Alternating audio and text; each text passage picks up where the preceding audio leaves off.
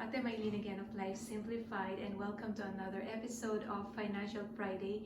For those of you who are new in this channel, welcome. Here in this channel, I talk about minimalism, homemaking, and financial education as well. I would like to take this opportunity to thank all of you guys. We have reached the milestone in our channel, and I cannot thank you enough for all the love and support. Today, we are going to talk about the 5 financial mistakes that homeowners should avoid. So stay tuned.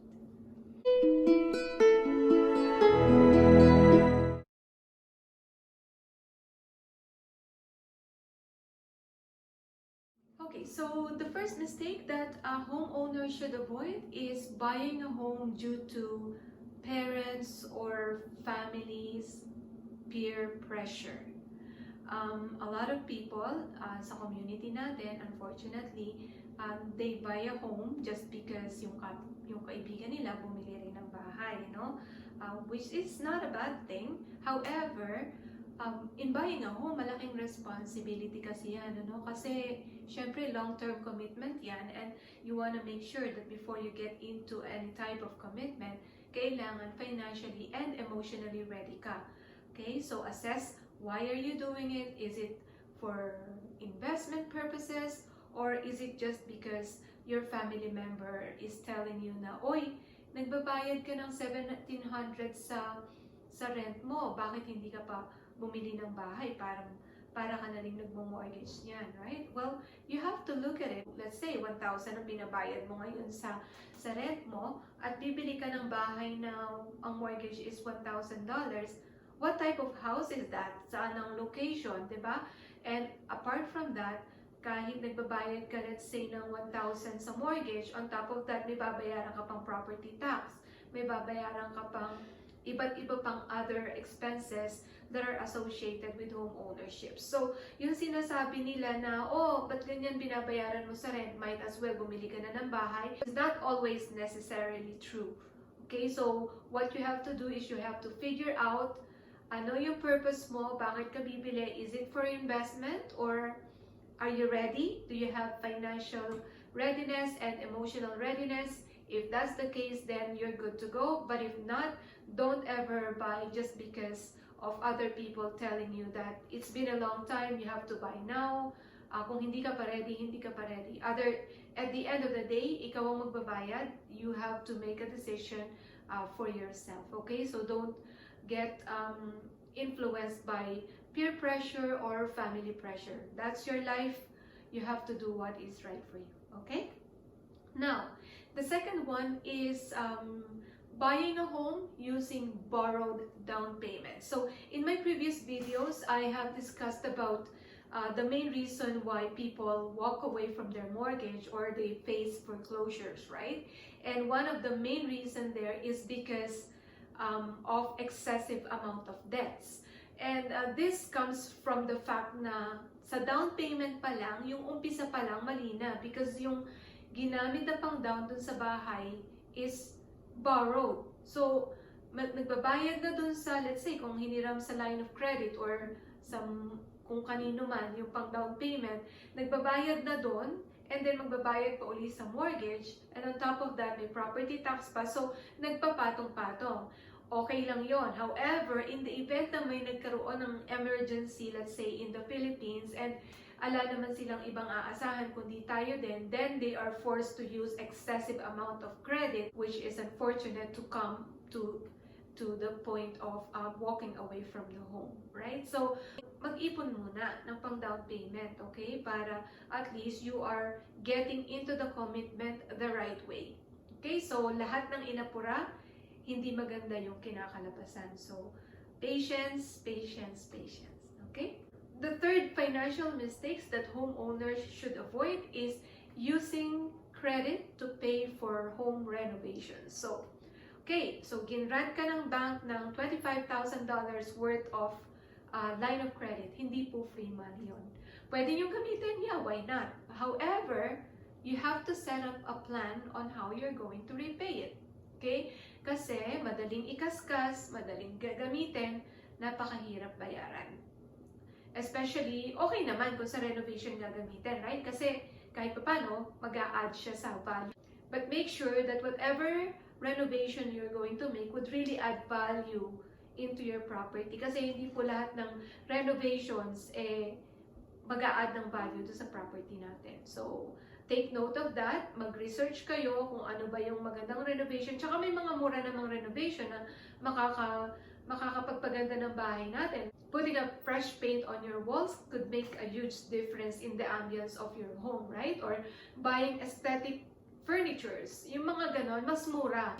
If you don't have any extra money on your budget to pay for that line of credit, then you should not do it. Okay? Now, if you are already a homeowner, another financial mistake, refinancing your home. You have to understand that pag nag-refinance kayo ng property ninyo, kukunin niyo yung equity. Okay lang yan as long as you're not gonna extend the amortization period. So let's say 20 years amortization period na lang kayo ngayon, and nag-refinance kayo, if you can stay within the 20 years amortization period, katanggap-tanggap pa yon. However, you have to realize na yung interest ng mortgage natin is compounded semi-annually, not in advance. I'm not gonna get into the nitty-gritty or the technical details of how it is calculated. Paki-check nyo na lang yung mortgage statement ninyo, and you will see that at the end of the 25-year amortization period, yung original $200,000 worth of mortgage na kinuha nyo, magiging $400,000 siya or even more. Diba? So that should tell you that kumbaga yung interest ng mortgage ninyo is nagpapatong-patong.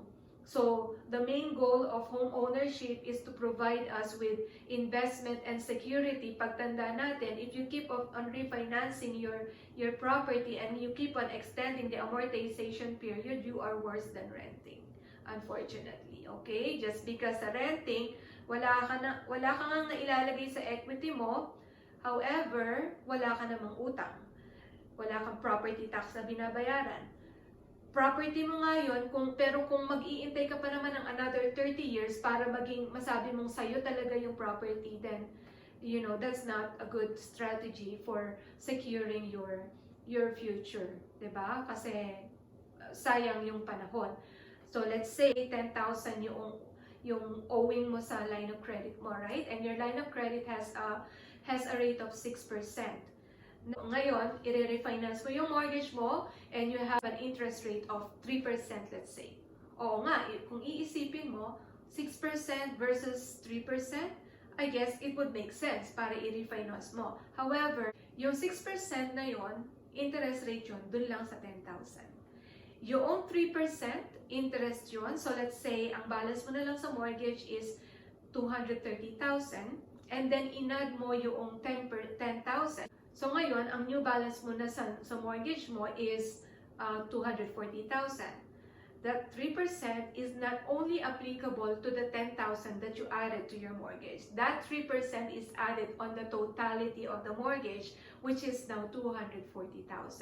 Idagdag mo pa kung from 20 years, nag-extend ka, ginawa mong 30 years, then talong-talo ka na doon, right? Kasi kumbaga parang sinayang mo lang lahat ng equity ng pagpapagod mo para maging investment and source of security mo yung property mo. Okay? Now, I'm not saying that refinancing is bad. There are definitely situations when it would make sense to do a refinance. For example, kung gagamitin mo yung pera to do a renovation on your property wherein you're putting it back into your property and then it will increase the value of your property, then that would make sense, right? However, if you're just going to take out the money just because uuwi ka ng Pilipinas or gusto mo ng trip papuntang Europe or whatever, then medyo isip-isip muna tayo. I'd rather borrow something from my line of credit and then have a plan to pay that off rather than putting it again into my security, yung investment ko na which could potentially be taken away from me in the event na magkaroon ng problema, right? So yun. Ngayon, another situation where refinancing would also make sense is if the amount of debt is already putting too much pressure on your relationship, on the quality of your life overall, okay? Kasi, let's say, binabayaran mo sa line of credit mo is $300, and then if you're going to include that in your mortgage, that will just be an extra $100 payment on your mortgage. Long term, it doesn't make sense. But if right now you need extra cash flow, then refinancing your mortgage is a good way to go. And then just make sure na wag nyo nang uulitin, or just make sure to stick within the amortization period na existing para dun sa mortgage nyo. Wag nyo nang i-extend yung amortization period nyo. Okay? And so yun, every solutions ng financial institutions have a good place.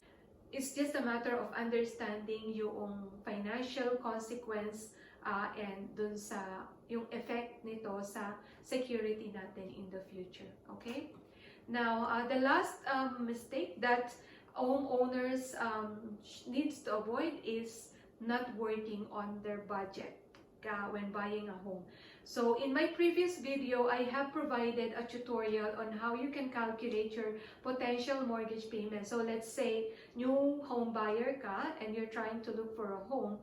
You can get that listing of the property. You can find out what the property tax would potentially be, and then you can use the mortgage calculator that I have indicated in my video on the cost of home buying para makalculate mo, and then mabudget mo talaga. Okay, ito yung mortgage payment, ito yung property tax, ito yung expected utilities cost ko, and ito yung expected insurance cost ko. Do not just rely on the bank telling you, okay, approve ka, ibig sabihin you can afford. No, because the bank only looks at certain matrix when it comes to qualifying you. Ikaw dapat ang mag-budget. Tingnan mo yung capacity nung income ninyo. Okay lang yun kung kaya ngayon. However, you also have to look beyond what is right now. Let's say, meron kayong may mothers or fathers na sinusuport sa Philippines that could potentially have some health issues. Wala naman silang ibang aasahan kundi tayo. So, we have to account for that. Okay? So basically, yun lang naman, yun lang yung top 5 financial mistakes that a homeowner should avoid. I hope you find this video helpful. Please consider liking and subscribing. For my next video, we will talk about how you can pay off your mortgage faster. So for those homeowners na nag-refinance ng kanilang property, I'll give you some trick and tips on how you can navigate around that para makatipid pa rin kayo kahit papano in terms of the interest payment that you would be accruing just because in extending nyo yung amortization periods. Share this video as well para ma-educate yung iba nating mga kababayan. If you do have any questions, please feel free to visit my page, Life Simplified. Like it, follow it, and then you can also send me a message through Messenger on Facebook. Thank you once again, everyone. Please stay safe and healthy. I will see you on my next video. Bye!